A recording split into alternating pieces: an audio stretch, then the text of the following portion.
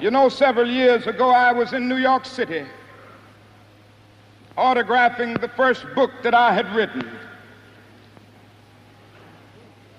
And while sitting there autographing books, a demented black woman came up.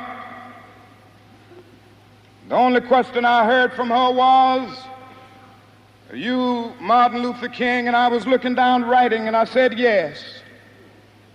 The next minute, I felt something beating on my chest. Before I knew it, I had been stabbed by this demented woman. I was rushed to Harlem Hospital. It was a dark Saturday afternoon. That blade had gone through, and the x-rays revealed that the tip of the blade was on the edge of my aorta, the main artery. And once that's punctured, you're drowned in your own blood. That's the end of you.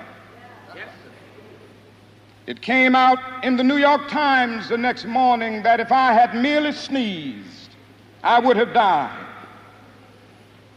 Well, about 4 days later, they allowed me, after the operation, after my chest had been opened and the blade had been taken out, to move around in the wheelchair in the hospital.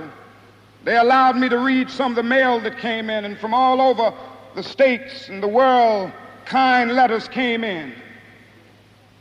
I read a few, but one of them I will never forget.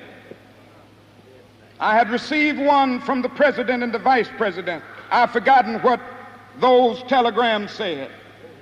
I'd received a visit and a letter from the governor of New York, but I've forgotten what that letter said. Yes. But there was another letter that came from a little girl, a young girl, who was a student at the White Plains High School.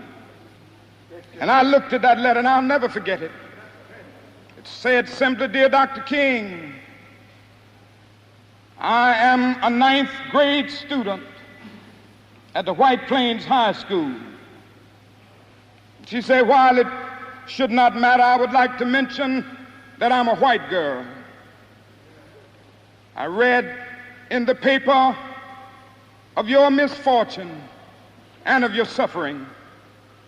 And I read that if you had sneezed, you would have died. And I'm simply writing you to say that I'm so happy that you didn't sneeze."